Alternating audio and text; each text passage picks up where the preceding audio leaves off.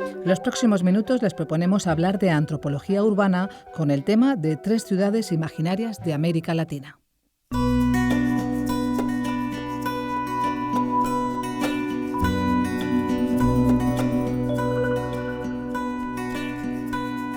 Francisco Cruces, profesor del Departamento de Antropología Social y Cultural, centra sus investigaciones en lo urbano desde una perspectiva simbólica y dirige también el Grupo de Cultura Urbana de la UNED.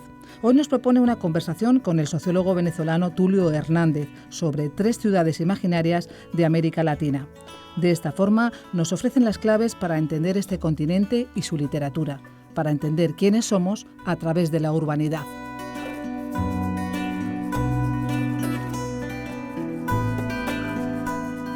Buenos días, Tulio Hernández. ¿Cómo estás? Buenos días, muy bien.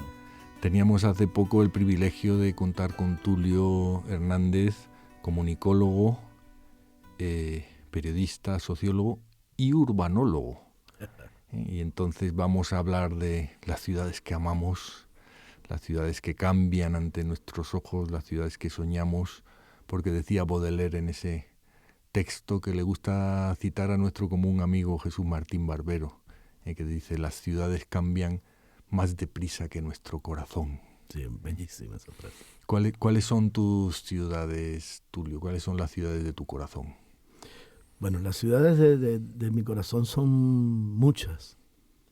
Y la más importante es una muy pequeña, donde yo nací, que se llama Rubio, una ciudad muy, muy bonita, muy bien organizada, en la frontera con Colombia.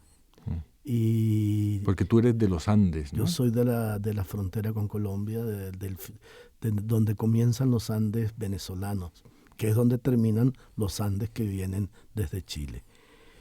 Amo a Caracas. De hecho, tengo un libro que se llama Caracas en 25 efectos, en donde reuní textos de gente que ha vivido la Caracas nueva, la que se construyó a partir de los años 40, que no vive añorando la Caracas bucólica anterior, sino que ha aprendido a convivir con esta ciudad llena de superbloques, autopistas, túneles, con una vertiginosidad impresionante.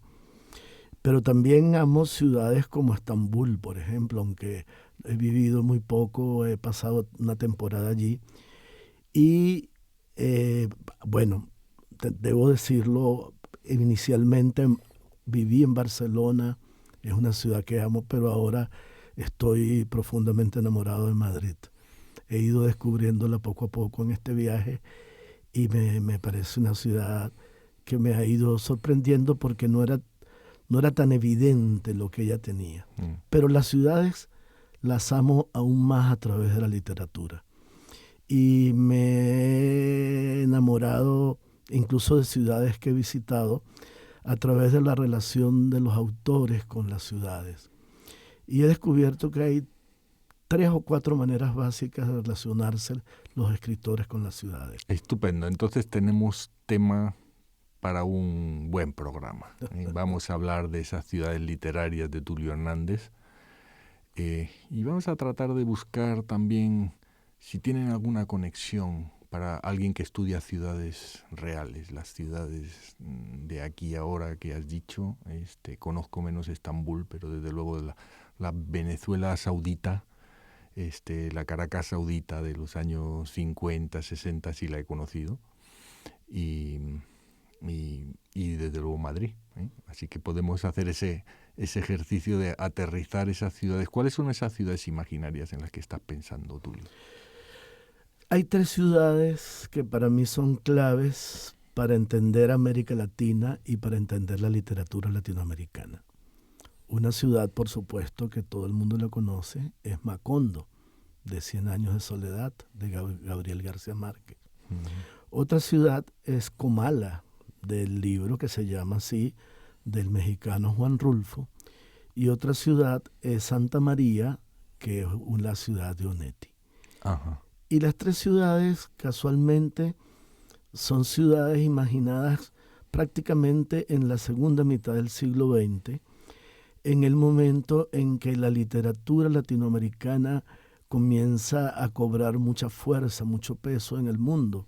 Fenómeno que, por cierto, cobra su redondez en lo que se llamó el boom de la literatura latinoamericana, que ocurre aquí en España, precisamente.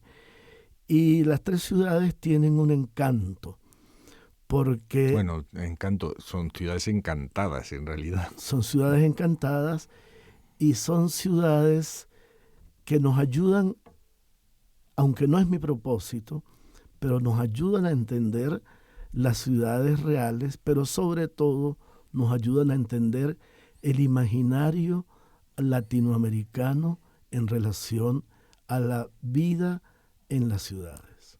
O sea, ¿quiénes somos desde el punto de vista, digamos, de nuestra urbanidad? Así una especie de urbanidad específicamente latinoamericana habría, Tulio. En el caso de Macondo, sí. En el caso de Macondo, porque fíjense que 100 años de soledad puede ser leída en dos claves. Una clave como la historia de una estirpe, los Buendía, y otra clave como la historia de una ciudad, que es Macondo. Un lugar que primero comienza siendo una aldea, después se convierte en una ciudad portentosa, extraordinaria, después en un lugar donde ocurre una tragedia, que es el asesinato de una empresa bananera a sus trabajadores, y después en una ciudad que desaparece, se la lleva una tormenta de arena y desaparece de la tierra. Y esa ciudad, lo dice de una manera muy bonita Vargas Llosa en un ensayo que él tiene sobre 100 años de soledad, es una ciudad que resume la vida, los períodos, los procesos de todas las ciudades, por lo menos de las ciudades occidentales. Y Macondo tiene una cosa que a mí me encanta, no sé de quién es la frase, pero es una frase que dice que desde la Biblia hasta 100 años de soledad, la ciudad es hija del exilio y del vacío.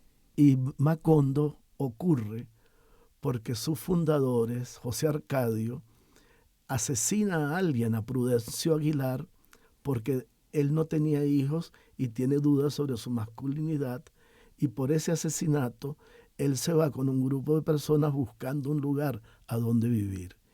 Y una noche sueña a Macondo. O sea que Macondo primero es soñada y sueña en una ciudad de espejos, pero realmente después se da cuenta, cuando su padre lo lleva a conocer el hielo, que no era una ciudad de espejos, sino una ciudad de hielo.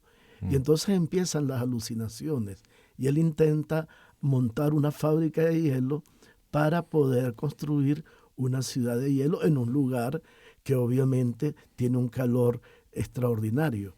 Y eso tiene que ver mucho con el Caribe, porque en el Caribe hay un gran culto por el hielo.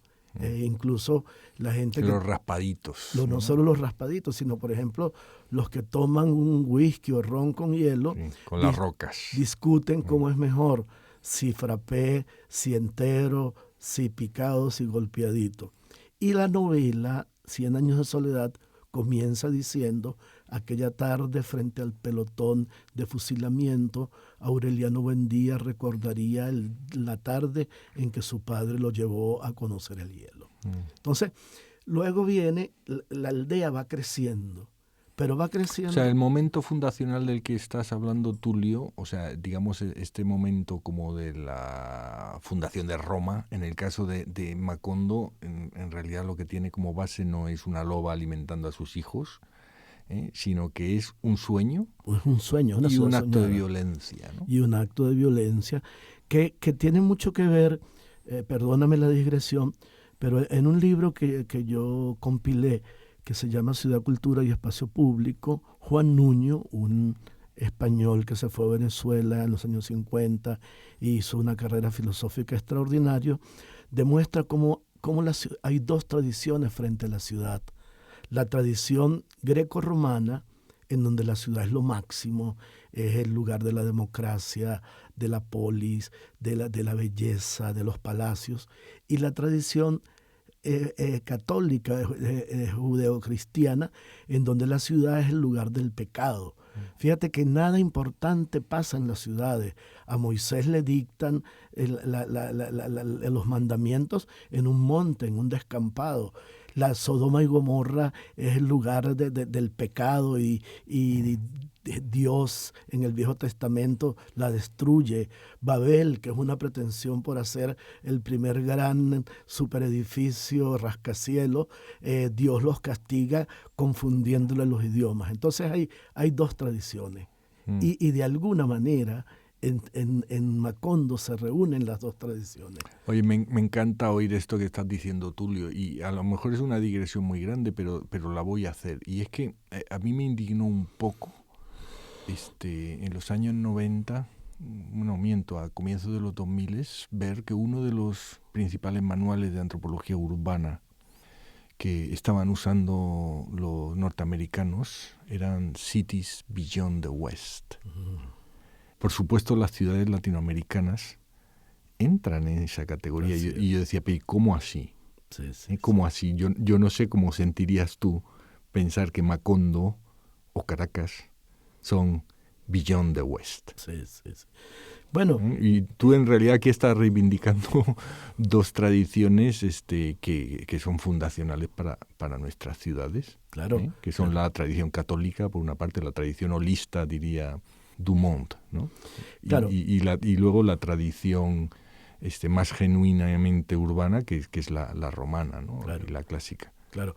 Otra digresión que es muy interesante, porque la conquista y la colonia española en América Ibérica, digamos, en América Latina, fue un proceso de gran desconstrucción de ciudades.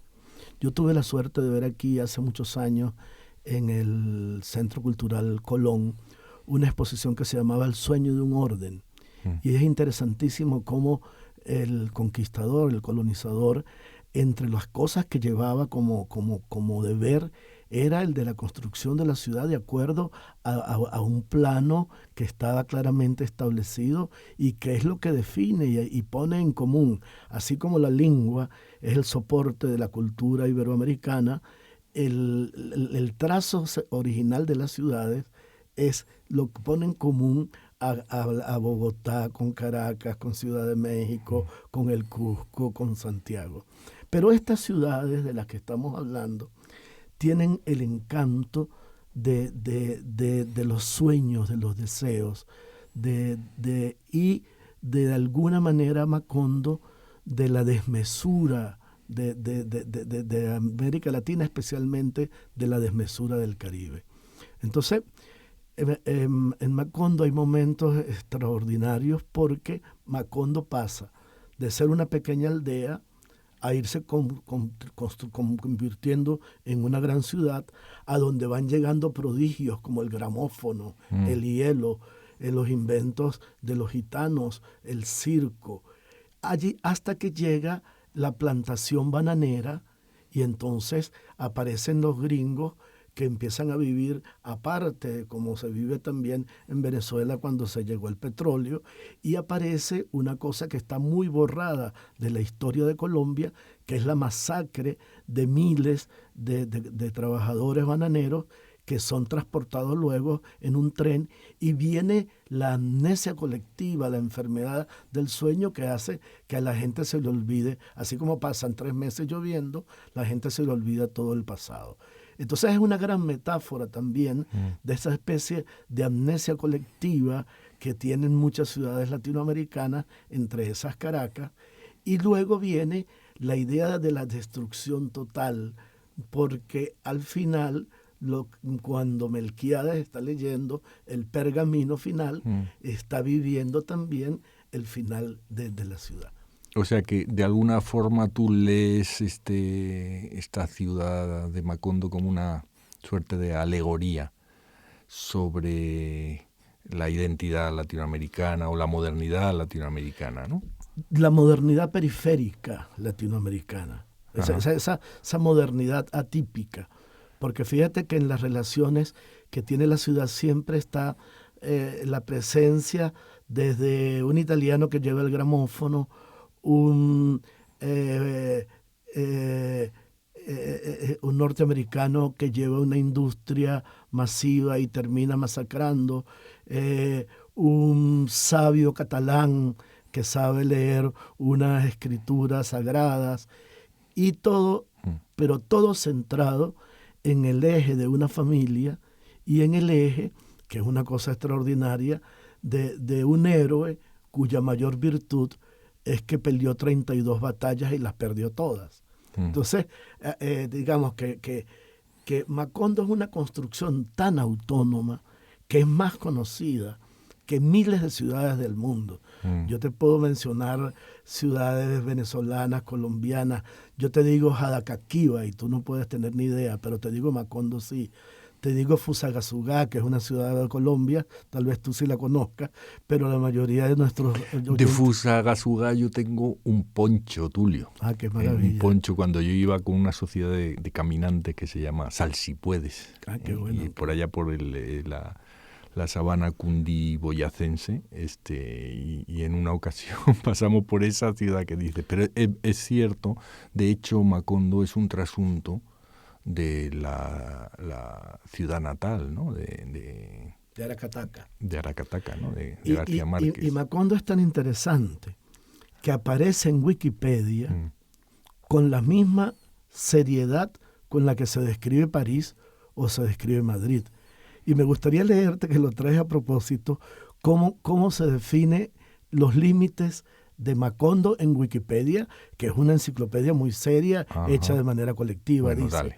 Wikipedia en Radio UNED.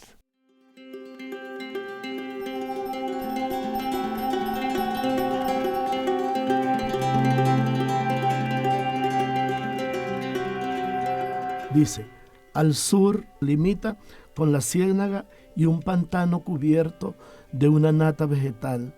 Al este, con la ciénaga grande, que según los gitanos es una extensión acuática sin límites ni horizonte, formada por su fundador primero, que se encontró con un terreno fértil, pero luego por mucho tiempo caminando por un pantano poblado de cetáceos con cabezas de mujer.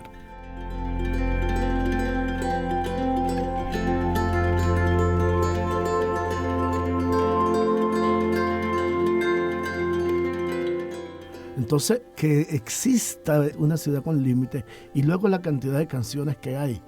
Hay unas canciones popularísimas, hay una que dice, yo me voy para Macondo, ya vendí todas mis cosas, yo no sé dónde queda Macondo, me preguntan dónde queda y yo digo que en el Congo.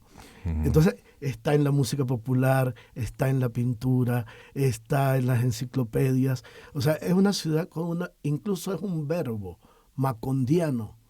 O sea, es una... Bueno, y es también un adjetivo sustantivizado, el macondismo. El macondismo.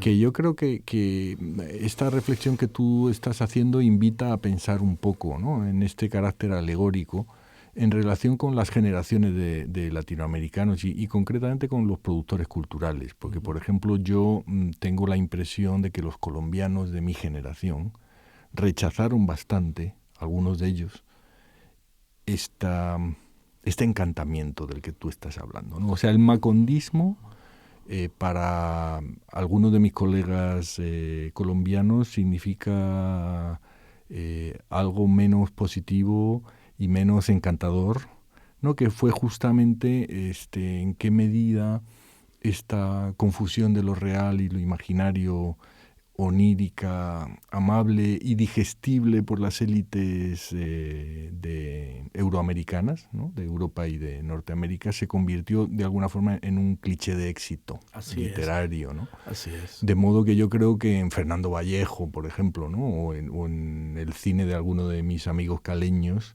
hay una deliberada distancia. Hay una generación antirrealismo mágico, porque claro, el realismo mágico se convirtió también en un lugar común. Yo recuerdo en un festival de cine en Cartagena que un amigo francés decía, es que en las películas latinoamericanas, si una mujer al final no sale volando, no es latinoamericana, y se refería a aquella escena famosa de Remedios la Bella. Y efectivamente hubo un abuso de eso. Yo creo que ahora estamos llegando a un punto de equilibrio, y es no simplificar América Latina en la idea de que todo es realismo mágico, porque eso fue también una simplificación que también tiene que ver con una mirada eurocéntrica. Hay un libro de un venezolano que a mí me encanta, que se llama Del buen salvaje al buen revolucionario. Pero como yo sé que nos queda poco tiempo, hay que hablar de otra ciudad que es fundamental, que es Comala. Ajá. Comala, porque Comala es una ciudad poblada de muertos. Claro que es la ciudad de Pedro Páramo, De ¿no? Pedro Páramo, donde está Pedro Páramo. Y yo comienzo un ensayo. Comala, primero, todos están muertos. Todos los habitantes están muertos, pero hablan y entre sí.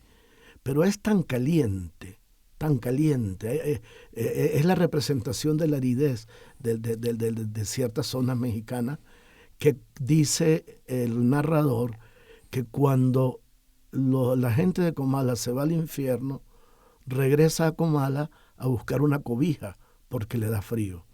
Y yo comienzo el ensayo diciendo que me encantaría la ayuda de algún científico para poder calcular la temperatura de Comala, saber cuál es la temperatura exacta del infierno.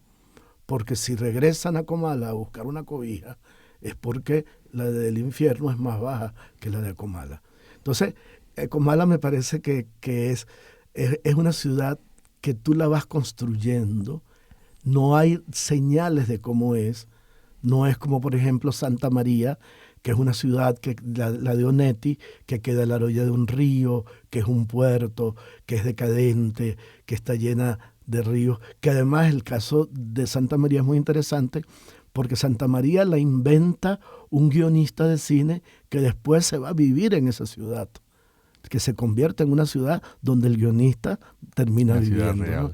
Entonces, estas tres ciudades, que por cierto acabo de visitar Santa María en Cádiz, el lugar donde nació Rafael Alberti. Ajá. Y me pareció extraordinario porque llegué a las 3 de la tarde, no había nadie en las calles, era como Santa María la de Onetti, es marítima, queda, como dice una frase de Alberti, colgada a la orilla de un río cuya mano cana llega hasta el mar. Entonces, yo creo que lo fascinante de este interés mío por estas tres ciudades es porque nos ayudan a entender no solamente una síntesis de lo que los latinoamericanos creemos de nosotros mismos, sino unas maneras particulares como nuestras ciudades, a pesar de tener el origen en el sueño del orden hispánico, fueron construyéndose y haciéndose de una manera absolutamente libre, creando una nueva manera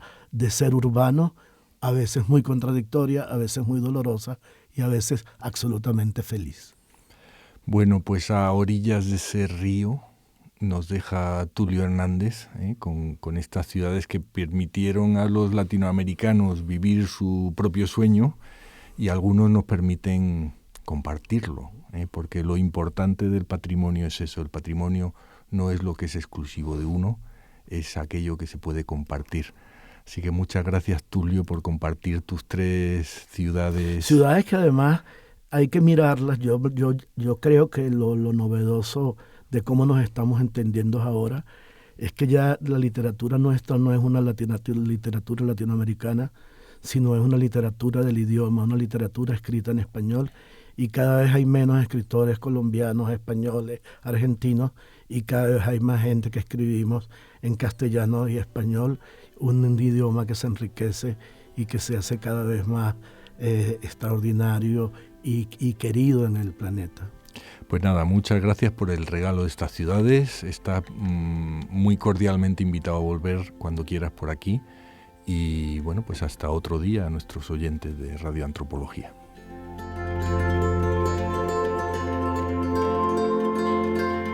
Damos las gracias por su participación en este programa a Tulio Hernández, sociólogo especializado en temas de cultura y comunicación, ensayista, gerente cultural, editor y columnista de prensa. Y también a Francisco Cruces, profesor de Antropología Social y Cultural de la UNED.